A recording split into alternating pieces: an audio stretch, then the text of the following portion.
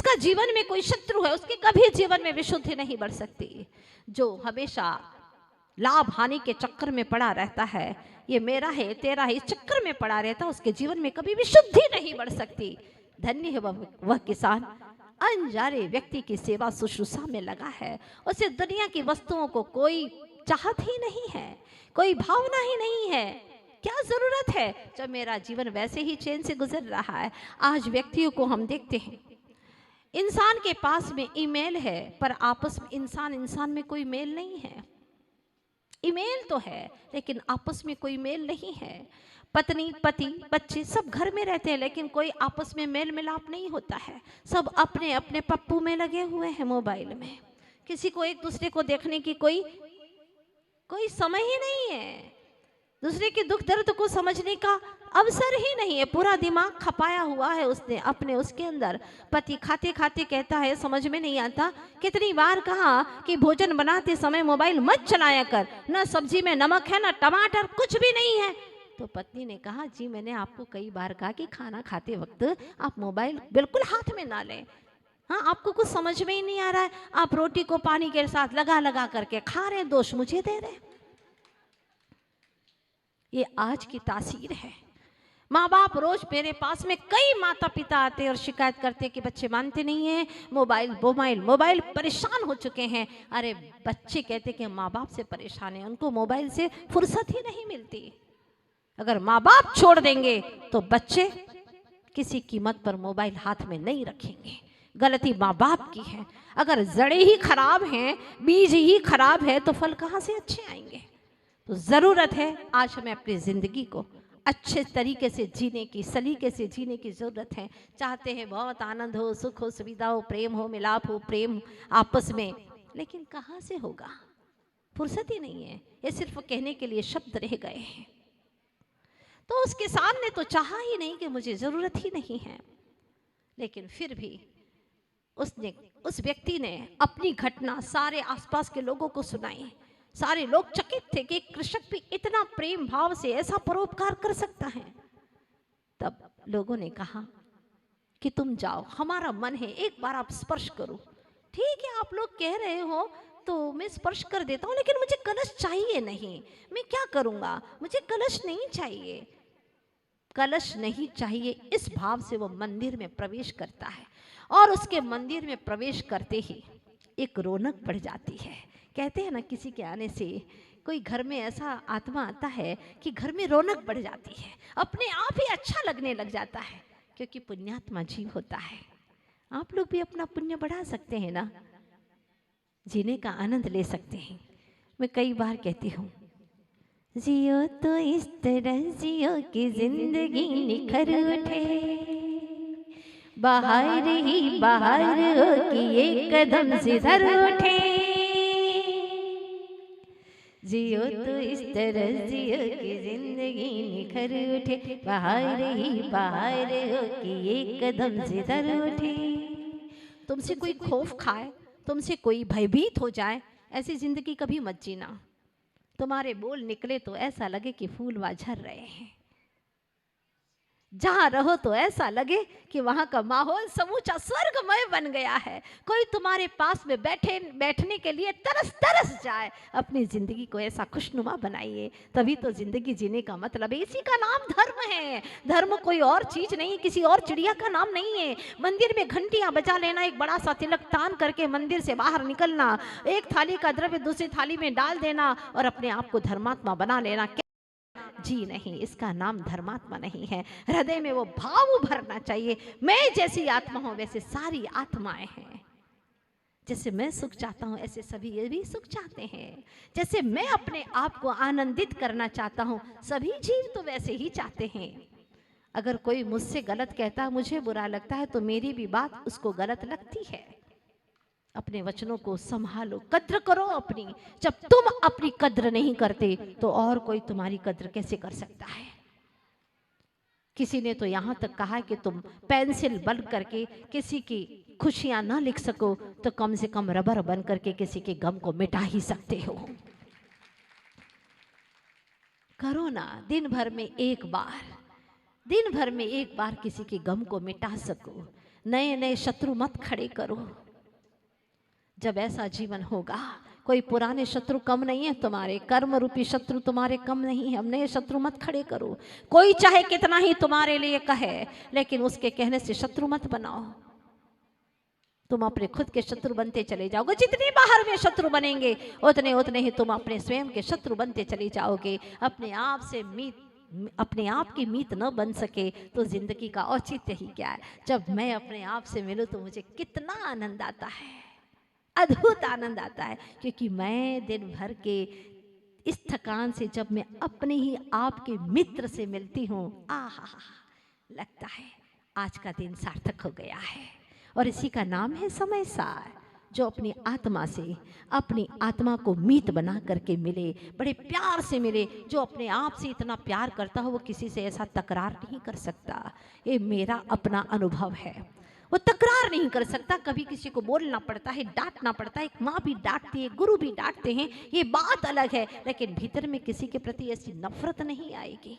हमेशा क्षमा का संचार होता रहेगा। वो कृषक, भूल तो नहीं गए ना आप लोग? हाँ, वो कृषक जिसने मंदिर में प्रवेश किया है, रौनक बढ़ गई है। और जैसे ही वह अंदर में जाता है, उस कलश को स्पर्श करने के पास में जाता है, अभी छुआ नहीं है, और कलश की चमक बढ़ती जा रही है, बढ़ती जा रही है, बढ़ती जा रही है। जो कलश को स्पर्श किया, टच किया, उसकी जो अंदर की एनर्जी थी, कपड़े तो फटे थे लेकिन भीतर में आत्मा पवित्र थी। जो ही कलश को स्पर्श करता है, चमक 100 गुनी बढ़ जाती है। आकाशवाणी होती है, हाँ, इस कलश का स्वामी यही कृषक है। वाह, बड़े बड़े पंडित देखते रह जाते हैं। सिर्फ बाहरी क्रिया से अपने आप को तौल मत बैठना। जो व्यक्ति कभी कोई धर्म की क्रिया करता नहीं दिखता है, लेकिन हो सकता है बहुत पवित्र हो, और जो धर्म की क्रियाओं के साथ में भाव की विशुद्धि रखता है, उसकी बात तो कहना ही क्या है। इसलिए कदम दर कदम आगे बढ़ने की कोशिश करो, क्रियाएं भी करो और भावों की विशुद्धि भी करो, तो निश्चित यकीनन आप अपनी मंजिल के करीब पहुंचोगे। इतना ही कहना है। यह जिंदगी मिली है चंद दिनों की। खाते खाते खुद के लिए तो अनंत काल बीत गया। खाते वाले, टैंक में रहने वाले, हाँ, कुछ लोग ऐसे हैं जो चिर परिचित हैं, कई वर्षों से लगे हुए थे। खाते गांव में खाते खाते रहते खाती वाले टैंक तक आ गए। कुछ लोग ऐसे भी थे जो परिचित हैं और कई वर्षों से आकर के कहते थे, माता जी आप इंदौर कब आएंगे? और जब इंदौर आए तब से लगे थे कि खाती वाले टैंक की ओर कब आएंगे। पर सच में जब आज यहाँ पर जिन मंदिर को देखा, बहुत मन संतुष्ट हुआ। क्या अद्भुत आभा है, कितना सुंदर जिनालय है। बनाने वालों ने साथी से पुण्य कमाया। इसलिए धर्म ध्यान के विषय में कभी पीछे मत रहना। ये भगवान का समूह शरण बनाया है, और ऐसा एक नहीं, दो नहीं, 24 समूह शरण तिलक नगर में लगने जा रहे हैं। ये सिर्फ शब्द नहीं है। जो समूह शरण में बैठ करके प्रभु की आराधना करेंगे, क्या पुण्यात्मा जीव होंगे। आचार्य भगवान लिखते हैं कि जो आज समूह शरण में बैठ करके आराधना करते हैं, कल प्रभु के साक्षात समूह शरण में बैठेंगे। और जो समूह शरण में जा करके बैठता है वो कभी भी अभव्य नहीं होता, उसको भव्यता की निशानी मिल जाती है। और नियम से वह कुछ एक भाव में ही नियम से मोक्ष चले जाएंगे। सारे संसार के दुखों से मुक्त होकर के, विरक्त होकर के अनंत सुख की ओर प्रयाण करेंगे। आप सबके जीवन में भी वह अद्भुत क्षण हो। वैसे खाती वाला टैंक बहुत पास में है ना, तिलक नगर के, ज़्यादा दूर नहीं। जब हम चल करके पैदल आ सकते हैं तो आप लोग तो गाड़ी पर बैठने वाले हैं, बहुत जल्दी आ सकते हैं वहाँ पर। आपके आंगन में 24 समूह शरण भगवान विराजमान होने वाले हैं समूह शरण में।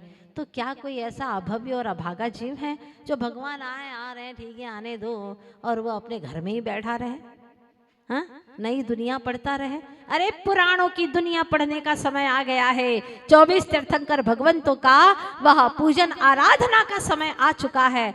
इसलिए सोते मत रहिएगा, दिवाली जा चुकी है और सबके घर में दीप जल चुके हैं। अपने भीतर में भी एक भक्ति का दिया जला लेना और भगवान के समोषण में अवश्य आना। नहीं आए तो चूक जाओगे, क्योंकि साथी से पुण्य कमाने का ये क्षण और ये स्थान माना जाता है भगवान का समवशरण।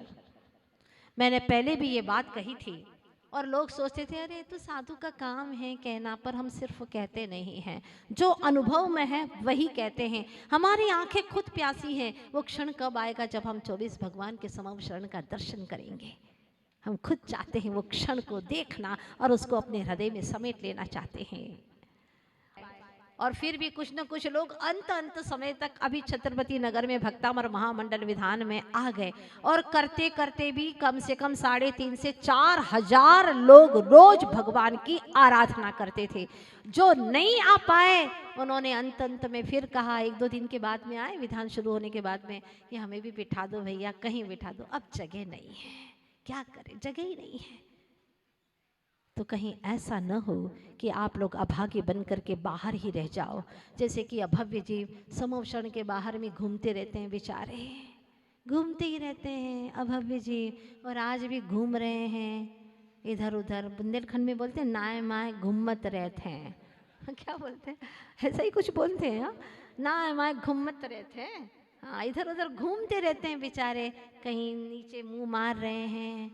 हाँ, सुअर, श्वान, गाय, भैंसे, बकरियां घूमती रहती हैं। जो पहले उन्होंने यही कहा था, हमें विधान के लिए टाइम नहीं है, फुर्सत ही नहीं है, हमारे दुकान है, फैक्ट्री है, ये है, वो है, तरह तरह के बहाने किए थे और घर में बैठे बैठे पड़े रहते थे, नहीं गए, हमें फुर्सत नहीं है। लो भैया, तुम्हें पहले धर्म से फुर्सत नहीं थी करने की, अब फुर्सत ही फुर्सत में पड़े हुए हो, घूमो, खूब घूमो। तो कहीं ऐसा न हो कि तुम्हें ऐसी फुर्सत में जिंदगी बितानी पड़े। इसीलिए ये जो क्षण मिले हैं, अनमोल क्षण, भगवान की आराधना कर लो और भगवत्ता को प्रकट करने का एक आयाम बना लो। यही शुभकामना है आप सब लोगों के लिए।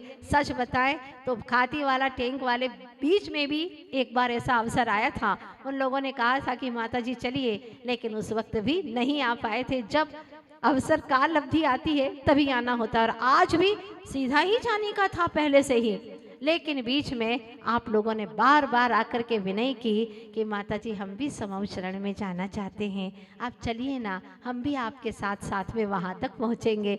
बहुत अच्छा है। तो जैसे जैसे आगे आगे बढ़ते चले जाएंगे, आप भी समवशरण की ओर बढ़ते चले जाएंगे, यही भावना है।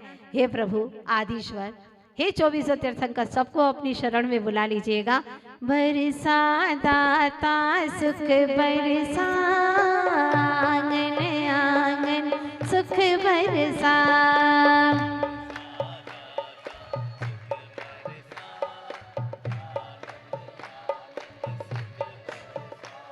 हाँ, उसके जीवन में तो सुख बरस गया था। आप लोगों को एक प्रश्न तो फिर रह गया कि फिर वो कलश लेके गया कि नहीं गया। वो कलश लेके नहीं गया था, उसने मंदिर जी में ही विराजमान कर दिया था। आप भी अपनी ऐसी भावना बनाइए और कोई भी व्यक्ति अछूता न रहे यहाँ से। सामान्य इंद्र बनकर के भी बैठिए, लेकिन अवश्य बैठिए, अवसर को चूकिएगा नहीं। चुन्नी चुन्नी कांटे नफरत के, प्यारे अमन के फूल खिला।